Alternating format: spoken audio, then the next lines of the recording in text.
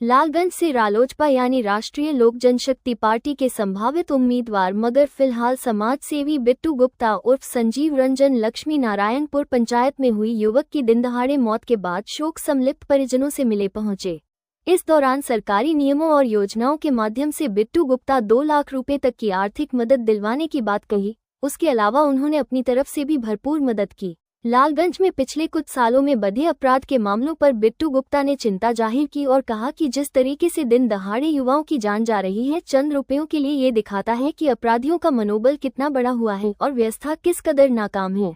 आपको बता दें कि वैशाली जिले के लालगंज थाना क्षेत्र के लक्ष्मीनारायणपुर पंचायत में एक युवक की मारपीट के बाद मौत हो गई थी। 43 वर्षीय शंकर चौधरी, पिता मंगरू चौधरी, वार्ड 5 कोवा मोहम्मदपुर गांव के निवासी थे। वो 25 मार्च को आनंद विहार रेलवे स्टेशन से ट्रेन पकड़कर घर लौट रहे थे। भगवानपुर चौक पर उतरने के बाद उनके साथ मारपीट हुई, जिसके बाद उनकी मौत हो गई। बिट्टू गुप्ता उर्फ संजीव रंजन पशुपति कुमार पारस के काफी नजदीकी हैं। हाल ही में हुए रालोजपा के कार्यकर्ता सम्मेलन में भी उनकी छाप दिखी थी। बिहार और लालगंज की राजनीति में बिट्टू गुप्ता बतौर उम्मीदवार आने की पूरी तैयारी में हैं। ऐसा माना जा रहा है कि महागठबंधन में यदि लालगंज विधानसभा की सीट पशुपति कुमार पारस के खेमे में जाता है तो बिट्टू गुप्ता पर पार्टी भरोसा जता सकती है, लेकिन अभी कुछ भी तय नहीं है। इस तरह का लालगंज में दिन दहाड़े घटना को अंजाम दिया जा रहा है, इस पर क्या कहना चाहते हैं आप? ये बहुत दुखद घटना है। हमारे मित्र हैं राकेश चौधरी जी, उनका चचेरा भाई शंकर चौधरी, जो एक गरीब परिवार से बिलोंग करते हैं और काम के सिलसिले में वो हरियाणा में रह करके नौकरी करते थे। अभी छुट्टी लेके कुछ दिनों के लिए वो गांव आए हुए क्या थे, आने ही के दिन स्टेशन पे कुछ अपराधियों ने उनके साथ मारपीट किया और उनके पैसा वगैरह जो भी कमा के लाए थे बेचारे, वो सब छीन लिया, उनको अधमरा स्थिति में कर दिया। तो लोग पहचाना, गांव से लेकर के उनको किसी तरह अस्पताल में पहुंचा, लेकिन पहुंचते पहुंचते ही उनकी मृत्यु हो गई। अभी अपराधी लोग इतना भय मुक्त हो चुका है कि दिन दहाड़े किसी पे भी हमला कर देता है। और जहां तक हमको गांव में आने के बाद जानकारी मिली तो मालूम हुआ कि यहीं आसपास का ही लोग है और वो सब लोग कुछ एंटी सोशल एक्टिविटी में लिप्त रहते हैं और जब भी वो घात लगा के बैठे रहते हैं और जब भी मौका मिलता है वो अटैक करते हैं लोगों के ऊपर और जो भी छीन लेते हैं, मोबाइल छीन लेते हैं, चैन छीन लेते हैं और पैसा वगैरह छीन छान लेते हैं, मारपीट करते रहते हैं। तो ये बड़ा ही दुखद घटना है। ये तो हमारे घर के करीबी लोग हैं, तो हमको कल रात में मालूम हुआ तो हम आया जिनसे मिलने के लिए। 2 छोटा बच्चा है, अब माँ बाप भी बुजुर्ग हो चुके हैं, तो बहुत ही दयनीय स्थिति है इन लोगों की। जहाँ तक हमारी जानकारी है, सरकार कुछ योजना चलाती है कि जिसमें अगर इस तरह से किसी परिवार की कमाने वाले शख्स की मृत्यु हो जाए तो उनको मुआवजा के रूप में 2 लाख रुपये दिया जाता है।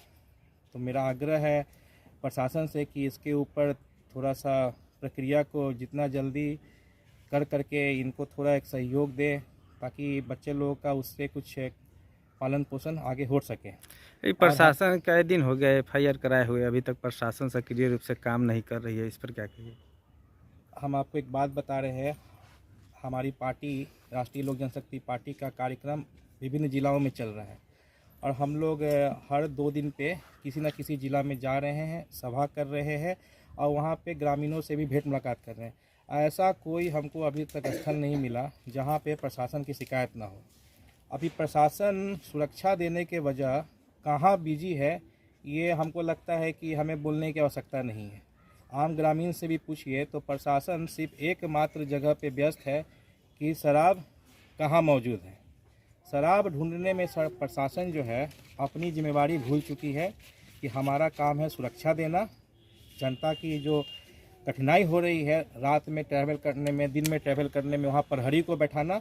अभी मालूम पड़ा एक भाई से कि स्टेशन जो है लालगंज का वो बड़ा सुनसान इलाके में है, दोनों साइड फाका है और बीच में मतलब काफ़ी खुला खेत है और एक प्रहरी रात्रि के अलावा क्या दिन में भी मौजूद नहीं रहता है। सही बात है या सही? तो एक प्रहरी भी वहाँ पे मौजूद नहीं है, तो ये तो कहिएगा कि लापरवाही है। लापरवाही क्या मतलब, प्रशासन के जो प्रहरी या सिपाही या जो भी अधिकारी प्रशासन के हैं वो किसी और काम में व्यस्त है और वो सभी लोग को पता है कौन से काम में व्यस्त है। तो ये पूरा एक सिस्टम फेलियर है। और हमको लगता है कि जब तक जनता आंदोलन नहीं करेगी, एक नया रिवॉल्यूशन की आवश्यकता है कि भाई जिसके लिए प्रशासन बनाया गया है, प्रशासन को बैठाया गया है, तो वो आप या तो उनकी सेवा कर लें आप, और नहीं तो फिर प्रशासन की आवश्यकता क्या है। अभी आए हैं इनको कुछ सहयोग करने के लिए, क्या आगे भी इनके साथ सहयोग रहेगा? जैसा हम कहें कि सरकार की तरफ से एक मुआवजा दिया जाता है, तो उसके लिए हम लोग जो भी कार्रवाई करनी करेंगे, दरख्वास्त लिखेंगे और हम अपने राष्ट्रीय अध्यक्ष जी से भी आग्रह करेंगे कि इस मैटर को हाईलाइट कर करके एसपी तक पहुंचाइए, ताकि एसपी साहब देखें कि आखिर ऐसी घटना क्यों घट रही है। दिन दहाड़े किसी भी एक गरीब शख्स की मृत्यु हो जा रही है, और क्यों? तो बस पैसा छीनने के चक्कर में उसके साथ मारपीट कर करके उसका मुंह हाथ फोड़ दिए कि बेचारा वो हॉस्पिटल जाते जाते भी बच नहीं सका। और जहाँ तक रहा सामाजिक तौर पे, तो हम यहाँ मौजूद हैं, राकेश भाई हैं यहाँ पे मौजूद, हम लोगों से जितना बन पड़ेगा हम लोग इनके परिवार के लिए करेंगे।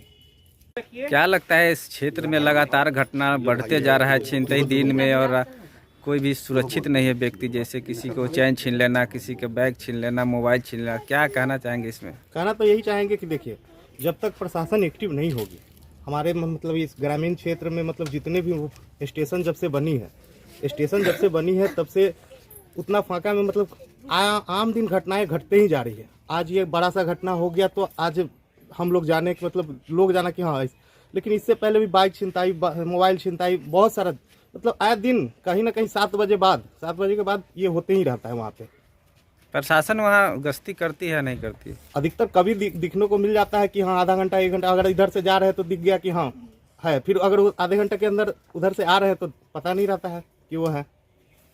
अपना नाम बताइए। मेरा नाम महावीर कुमार हुआ।